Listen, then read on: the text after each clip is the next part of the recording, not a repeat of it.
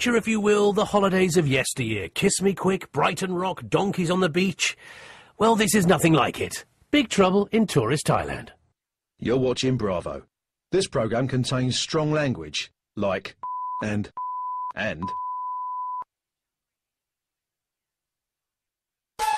Thailand is a paradise on earth. No wonder nearly 1 million British tourists visit each year. Okay, give me money! But amongst the exotic entertainment and excitement, danger lurks. Hey, don't film. Last year, 288 British tourists were killed, and 92 ended up in prison. To combat Thailand's reputation as a dangerous holiday destination, 500 tourist police volunteers have been drafted in from around the world. We have problems with foreigners that will get themselves involved in some sort of altercation. And we have exclusive access to this unique law enforcement unit as they take on drugs. You see this ad? Drug users. It's a class 1 drug called Yaba. Victims of violence. Sex tourists. And help travellers who are in big trouble. Do not resist us. Coming up in tonight's episode, Cumbrian teenager Misha is jailed for cannabis possession. He'll be tried, fined, possibly have a jail sentence. A bunch of Royal Navy Marines get into hot water when they hire a jet ski. You're a crook. I'm just a normal person. And a tourist terrorises the locals after getting high on the Thai crazy drug, Yaba. Do you like it, wife?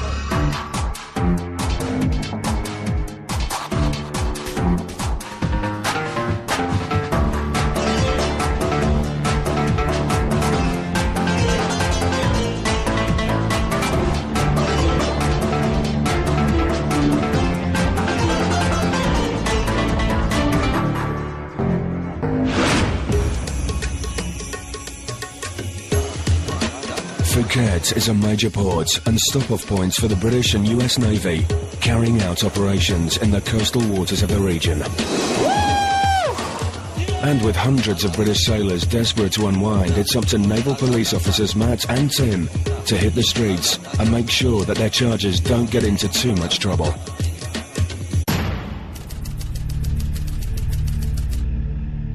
It's got everything young men want. It's got booze, it's got girls, it's got sand. Phuket is the place to be.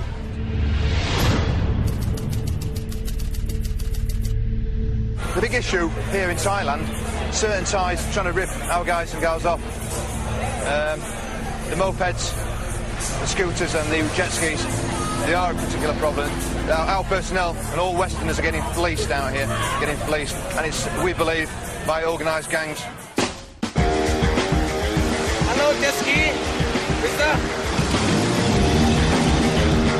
After being at sea for 6 months, a bunch of young Marines have a few days of well-earned shore leave and have taken to the water again. They've hired a jet ski from local beach vendor JJ. We always, when the jet ski bring into the beach, we check the jet ski, bottom, side, everything. If something break, you have to pay for that.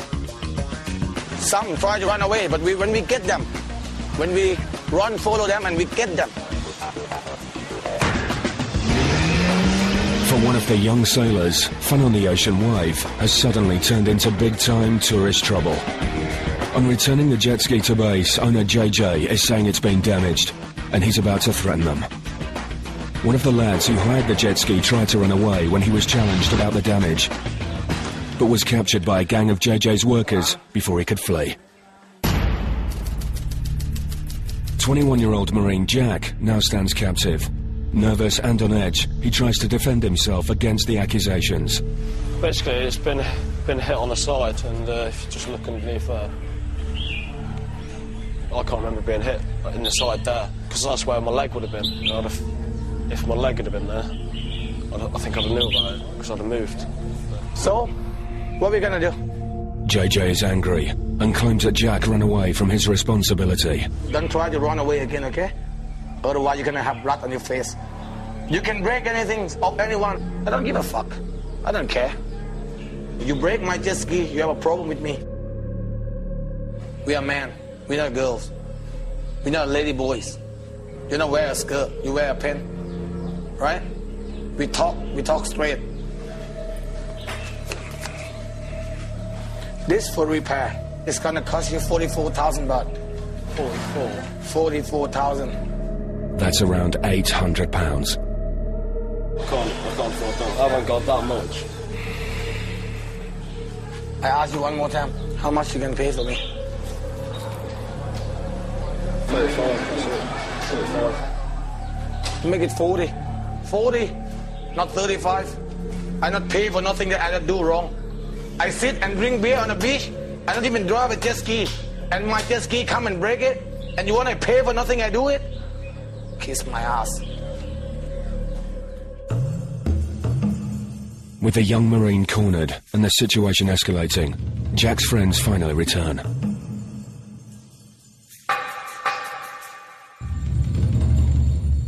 Mate Ollie tries to reason with JJ. It just looks quite a lot of damage there. Wouldn't that take a lot of force to do that? But I have a question for you also. Yeah, okay. If nothing wrong on the jet ski, Yeah. why him friend have to run away?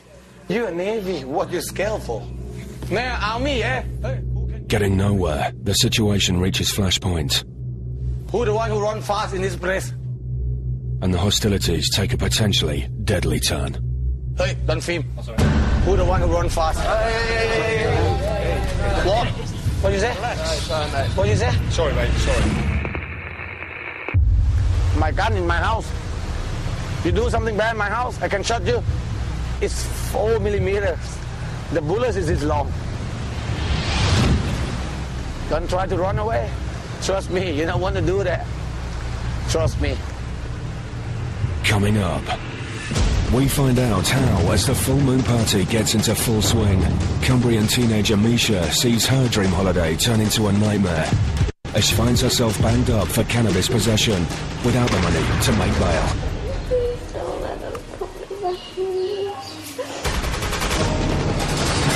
We meet Cardiff lad Dave, serving time for drugs crimes.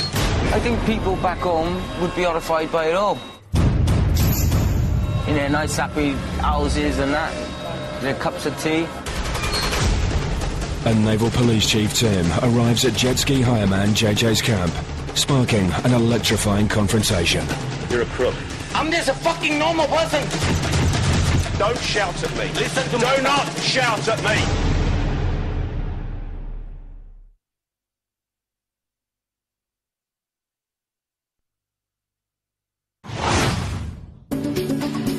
The island of Koh Phangan is famed for its glorious miles of sandy beaches, and thousands of hedonistic young tourists arrive every year to soak up the island's unique atmosphere.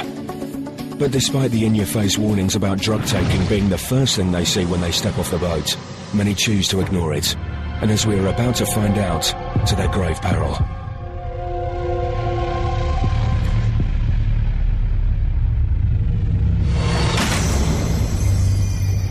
As the sun sets and a full moon fills the sky, the cries of clubbers and dance music can be heard echoing all around. Which means it can be only one thing: the night of the monthly full moon beach party.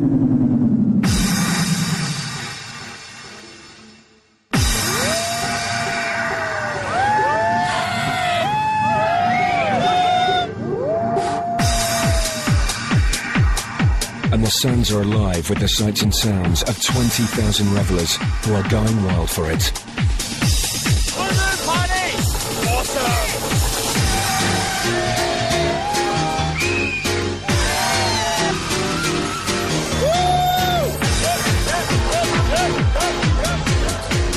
This is the ultimate all-night rave. And the sandy beach, so quiet and idyllic by day, is turned into a disco inferno. And booze is literally consumed by the buckets. Heady cocktails of vodka, spirits, and the so-called date rape drug Rrofit, illegal in the UK, but used to spice up a paradise party night in Thailand. I'd like to say vodka, Coke, whatever, but you really just don't know what you're getting into. With a little bit of Rrofit. Rrofit, I'm afraid to say, like, because they drug you and take your money here, you know. Sketchy place. Tonight, the full moon party is the beat of tourist police volunteers Linda Freudlich and Louise Rawlings. They know only too well the dangers of drinks getting spiked with Rohypnol and other drugs. Over at the rest and recovery area, Linda finds a distraught English lad Martin, who has lost his teenage girlfriend, Misha.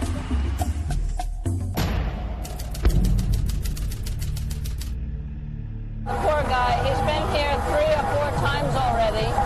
He said she doesn't drink. They shared a bucket of booze, and she got very drunk, and he went to the store to get her some biscuits. When he came back, she was gone. Hopefully, we can find her. It is a very nerve-wracking situation. I mean, we've got people losing cameras and Blackberries and now girlfriends. At night, the beaches of Thailand are a dangerous place for a drunken single girl, as Louise knows only too well from past experience. Some people tend to think that their drinks have been spiked maybe because there's 2 people, they've both done the same thing, one's perfectly fine, the other one can't walk, their eyes are rolling. But at least if you're with someone that can bring you here and you'll be safe. If you're on your own, you know, you're on your own. But if it's a pretty girl, maybe they want to take her back and have their evil way.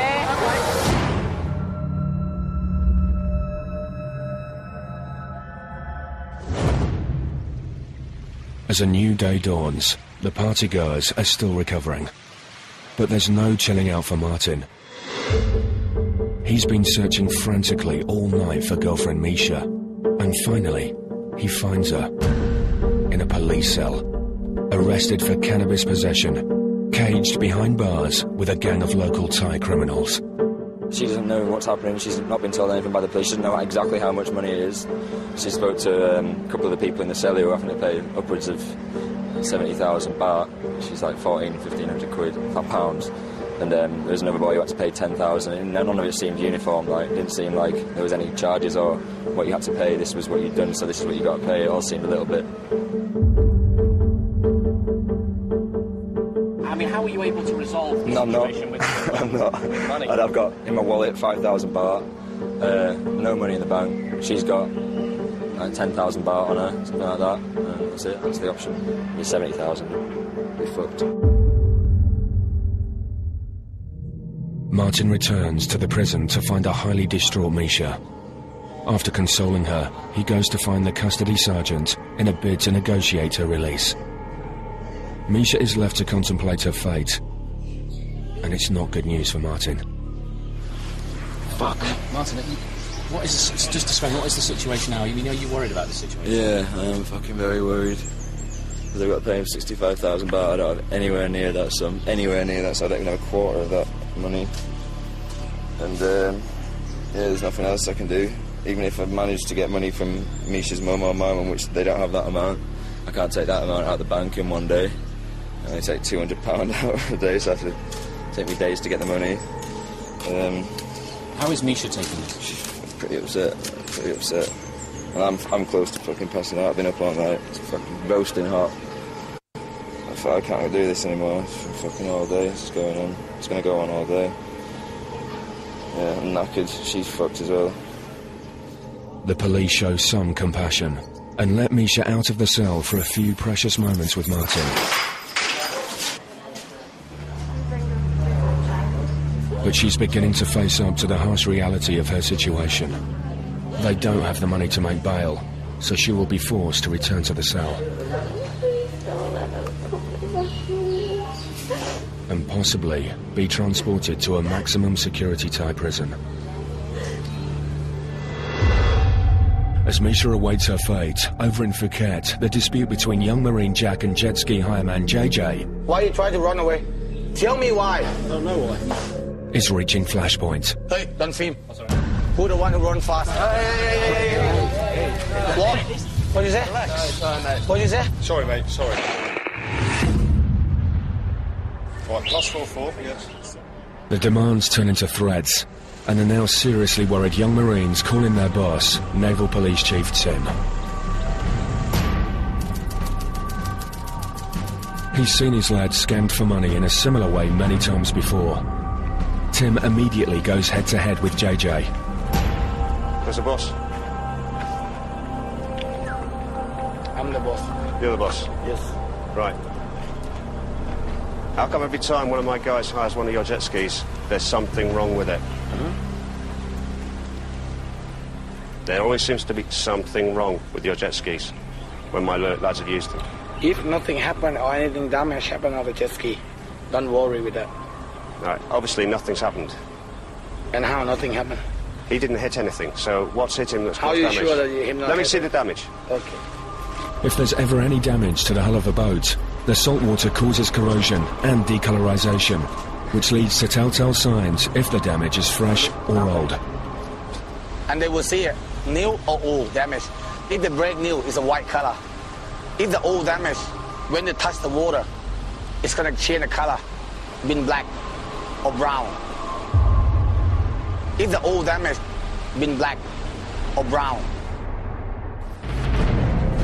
That's old damage. That's not new damage. It's old damage? That's old damage. How you prove it's old damage? How you prove it's new damage?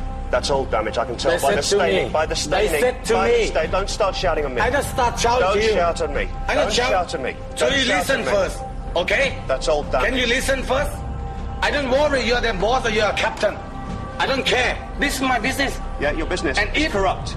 And if it's corrupt, that damage is old. I know fiberglass. He'll pay you 10,000 baht and that's it. 10,000 baht, huh? Yeah. He said to me he want to pay me 35,000. I asked him for 40,000. Did you say you'll pay 30? I won't pay 40. I never said 40. Why him run away? Why you boy run away? Why? Do you run away? Him not run away because my boy get him. You tell him what they do. Did you run away? You tell him. Listen. He didn't run away. Listen, my He son. didn't run away. First, don't shout at me. Listen to me. Do not shout at me. Why? Who are you? You're not my dad. You're not my papa. You're not my father. You're not my mom. What? Who the hell are you? I'm just a fucking normal person that work on the beach. I'm a businessman. You're a crook. Fuck you. Fuck you. He'll pay you 30,000 and then you leave. No. 30,000 we leave. No. 30,000 we leave. No. Right, go. Get No, back. him gonna go. Jack out. JJ's workers surround the Marines. You pay 30,000 now. No. You take 30,000 and that's it. Him agree. 30,000. Him agree with me for 35. You said 35, but I said 40. You said 35, right? Did you say 35 or not? Probably did, yeah. Yes. Right, all right. If you said 35, he'll pay you 35. No more. 35,000 baht. Take it or leave it.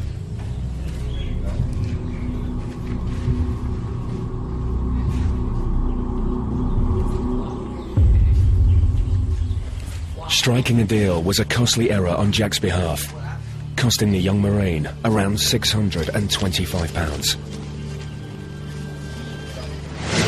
Back in Koh Phangan, Cumbrian teenager Misha still finds herself behind bars for cannabis possession. Despite getting some comfort from boyfriend Martin, she's in desperate need of some professional advice if she is to avoid jail.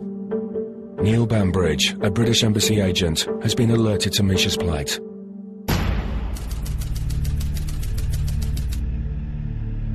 He arrives on the scene to dispense some much-needed advice.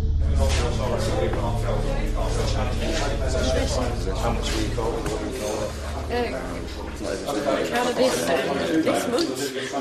It's illegal in Thailand now, you have to be aware of it. It's illegal everywhere. No, I'm fully aware of that. It's just, it was literally passed to me, and I turned around and they were there. I didn't buy it. I didn't do anything with it. I literally turned around and they were there. Okay, don't worry, just relax. It's okay. With the initial embassy meet and greet over, Big Boss Honorary Consul Dave Covey comes down to the police station.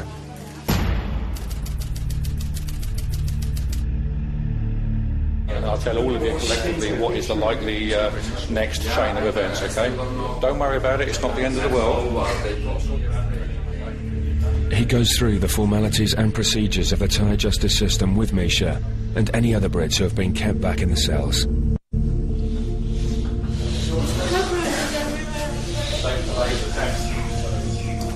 Misha struggles to hold it together, but finds the strength to tell in full what happened to her the previous night.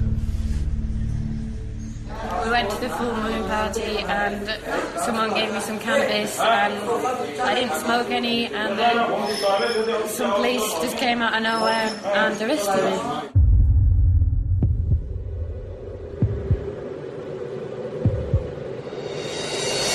I said, I'm not going anywhere till my boyfriend gets back, and then they threatened to put handcuffs on me, and then one of them was saying, yeah, put handcuffs on her, and the other one was saying, no, don't, we'll just take her, and then they took me to the police station near the beach.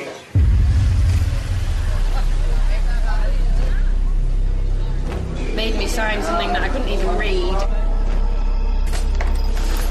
and then put me in a cell. I didn't think they'd be like this.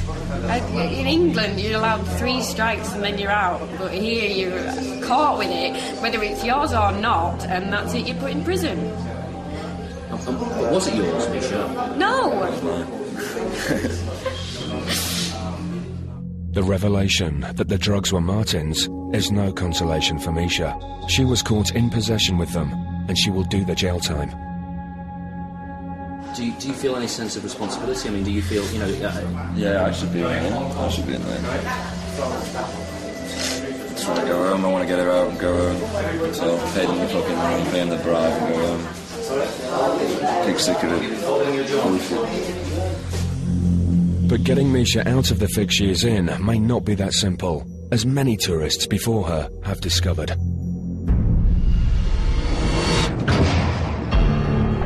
For the Brits who get into big trouble on their stay in Thailand, they can expect to prolong their holiday in one of the country's hardcore prisons.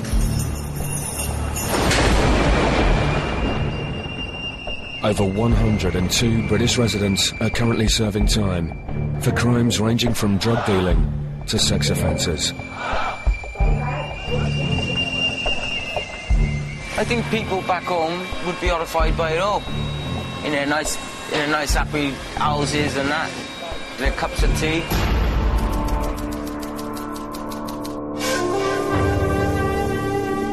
The Thai prison system is notorious for its hard and disciplined regime.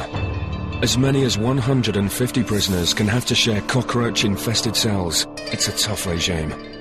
The Thais, they treat pretty bad. They beat them bad. Severely. It's just natural for them to just bash them about, sticks, whack them along here. Dave is one of 6 Brits banged up, and after 7 months is only just getting used to prison life. And that's despite having spent time at Her Majesty's pleasure back in the UK. Well, I've been involved in drugs in the past, but I come to Thailand to get away from everything, you know? 4 years ago, just come out on my own. Just wanted to get away from my life back home. Had a couple of quid in my pocket. Thought I'm moving away forever. Find happiness. I moved to an island called Phi Phi Island. I was there for about 2 years. I brought a nice little bar and things, and I had some good friends around me. Then it went pear-shaped. My money was gone. The bar went bankrupt. I had no way of surviving and no way of looking after myself. Obviously, there's other routes to go down, but I turned to the stupid route. Low on cash, Dave made the mistake of becoming a drug dealer. I was sentenced 15 years, but I got half off for pleading guilty, so 7.5 years. The Cardiff lad has found the transition into Thai prison life much tougher than expected, but he has plenty of time to get used to his new surroundings. My cell is a rectangle like that, with a toilet on the end. That's it. The toilet wall is that high. You don't get no privacy. I use the dustbin lid when I go in number 2. And urinal thing where you wee and shower the same place. Wee and shower the same place. You're meant to have 55 centimetres each to sleep in. But we all dust together, do you know? We call it the Bronx. It's the most crowded as well. There's about 150 people up there, maybe more. That's pretty much it then. But if Dave thought the going was tough in the main prison, nothing could prepare him for what happened when he found himself in trouble for beating up a fellow prisoner. I've just been locked up in a solitary for 3.5 months. But what happened was, a paedophile came in.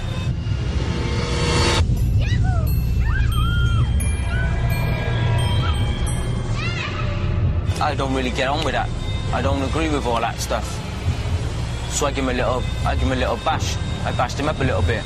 But then the embassy come to see him, and he had to go on TV and everything with a big black eye. And then he grasped me up to the chief sergeant and everything. So they had to really make an example of me, and I've been locked up in a solitary for 3.5 months. There's about 10 of us, all with big sentences. The room I was up in, dirty. My face come out in spots. I had rashes all over my body. My face just got covered. I couldn't get clean. I was going up my head. With hindsight, Dave knows how he could have avoided jail time. Whatever the language barrier may be, Dave thinks that money talks in Thailand. If you're going to commit any crime, you better have some money to do it. Like in the first stages of being arrested, you can pay. But they're greedy, they want more and more and more. Can't just weigh them in and then off you go, off you trundle. So I mean, they're always going to want more off you, always going to want more. But Dave's inside information is not going to help Misha, because she's broke. I haven't got that money, I haven't got it. And in no position to buy her way out of trouble. Pretty stuck. Coming up, we find out how Misha's situation is rapidly seeing her head towards a long stretch in prison. You will be taken to court and you'll be tried, fined and possibly have a jail sentence. An American Marine terrorizes the locals after getting high on Thai crazy drug yabba. Do you like it, mate? I've been beating the living fuck out of it, man. And a visit to a brothel turns into a bloodbath for a young Australian tourist. They jumped on my head, mate. They stomped on my head.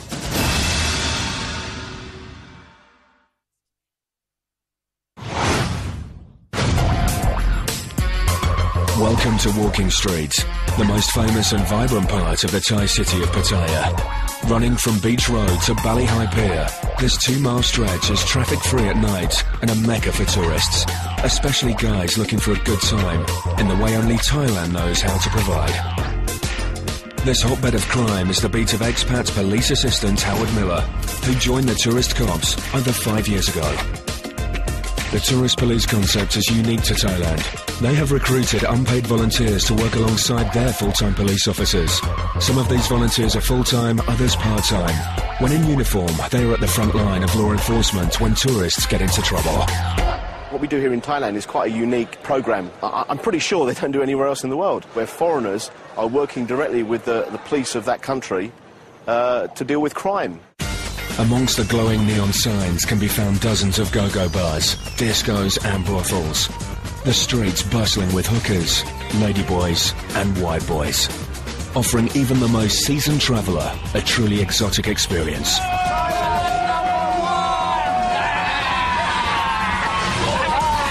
Howard knows the problems inside and out. Prostitution, cheap beer, cheap way of living, partying, and all that combined together often causes problems, and that's why we're here. Howard's a man who just loves his job and rises to the challenge of keeping the streets clean. These people make me feel like... Good man, see you later. Tonight, a routine patrol is about to turn into a mini drugs bust. If you're caught selling drugs, the maximum penalty is death by lethal injection. My advice, never do drugs in Thailand, especially if you're a foreigner. You have to be very careful though in Thailand. A tourist has alerted the police to what he believes to be a local street vendor dealing drugs from his food cart. Howard and the team head over to the scene to investigate.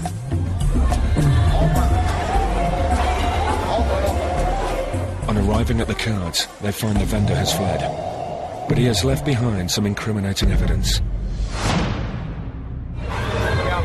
Yabba. That's a lot as well.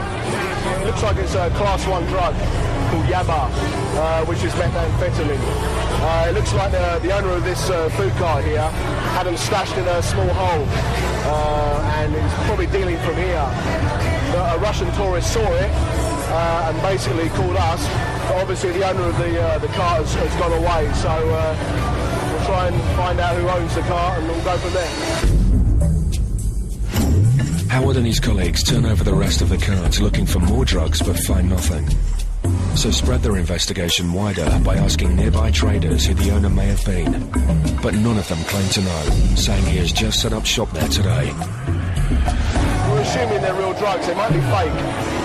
There are a lot of fake methamphetamine tablets going around. Fake drugs are a big problem in Thailand.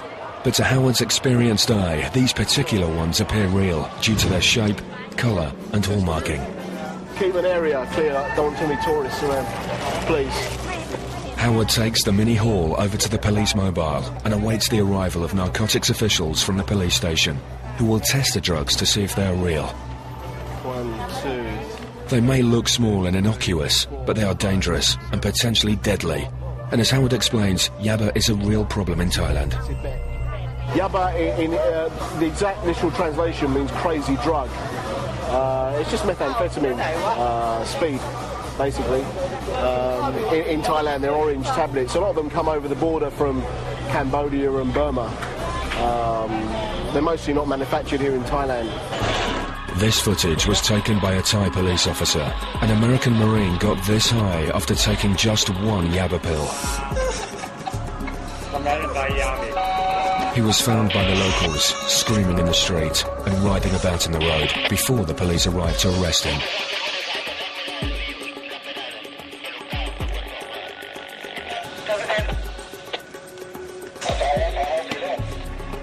But even when the effects of the drug begin wearing off, the man is still extremely hostile. Do you like your life?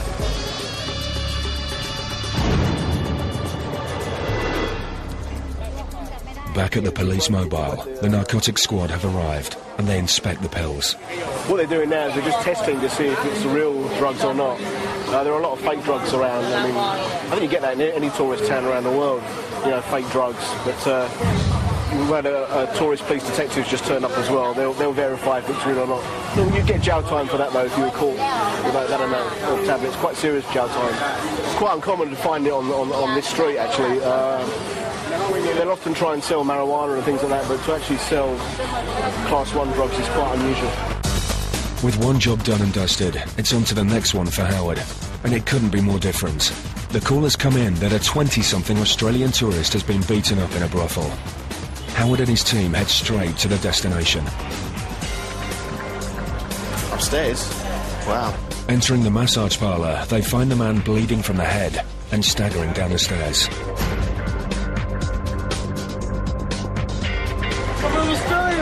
After some persuasion, they manage to get him out of the building and onto the street. Nothing more! Aggressive, confused and hostile towards Howard and his team, the decision is made to take him over to the mobile police station.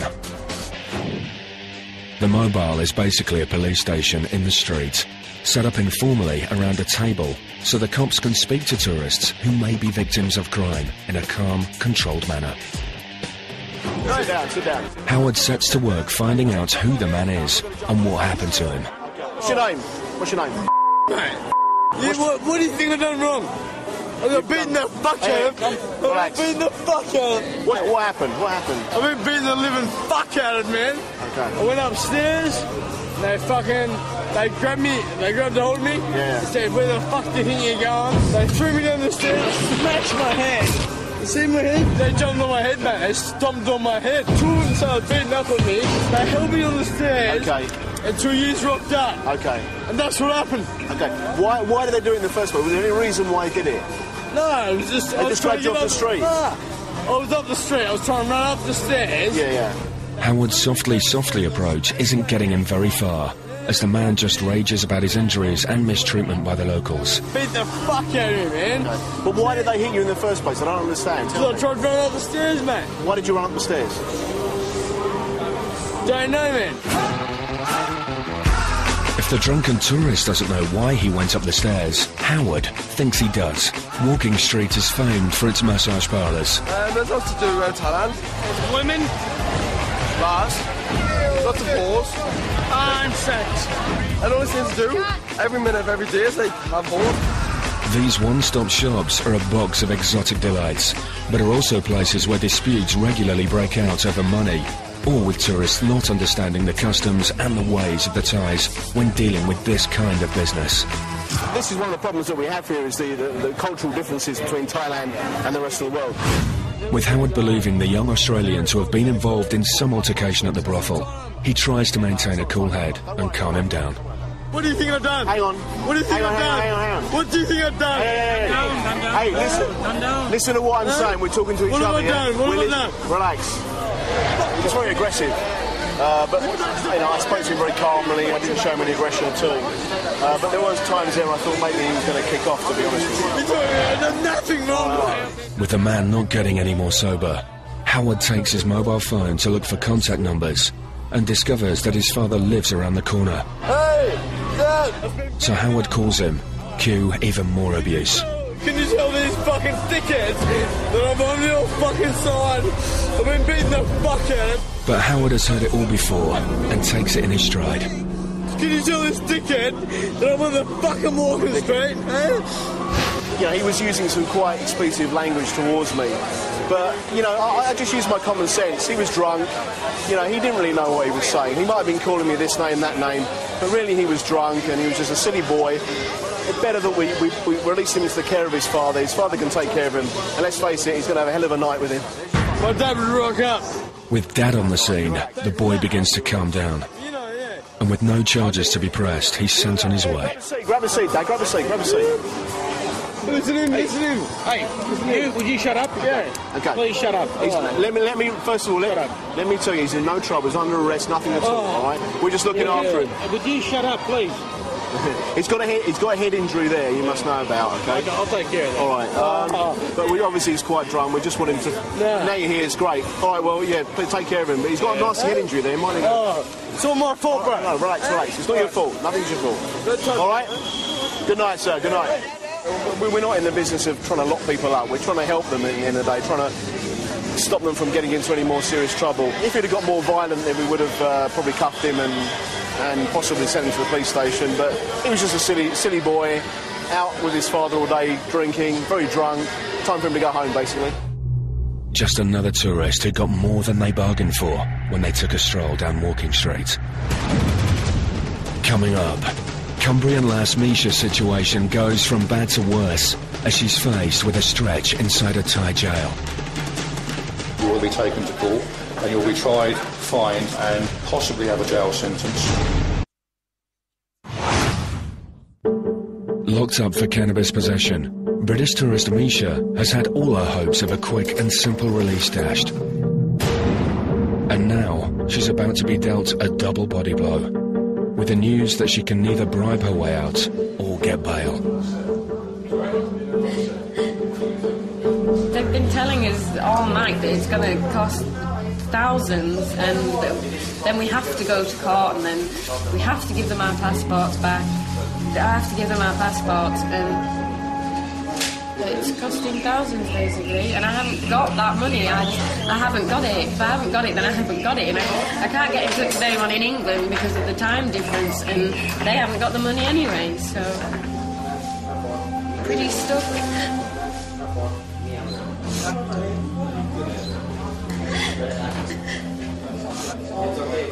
The situation is as follows. You guys have all been arrested for reasons various. That's down between you and the police as such. Basically, you can be bounced in and out of the legal system for 84 days. At that point, you will then be taken to court and you'll be tried, fined, possibly have some probation, possibly have a jail sentence, and deported via the normal system up to Bangkok and sent home. If you come to any agreement privately with any individuals that I'm not really going to get involved in, you could be in and out in about 7 to 12 days. But that's minimum? About a week. You just said a minimum of a week, so that means I'm going to prison for a week. Point to note, when it comes to bail, any money that you guys pay for bail you must ensure that when it's paid in downstairs, it's a very good idea that your name goes on the bit of paper saying so.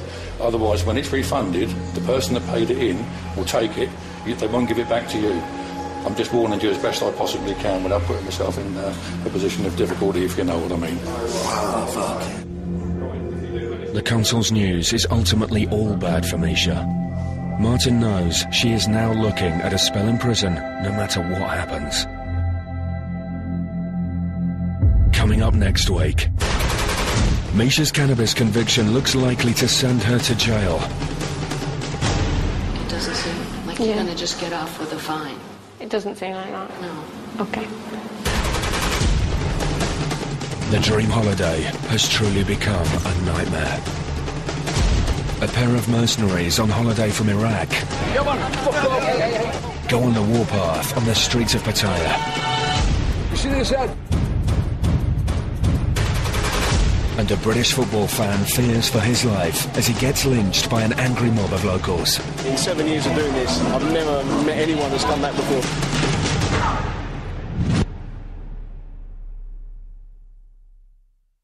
Tomorrow at 10, don't miss.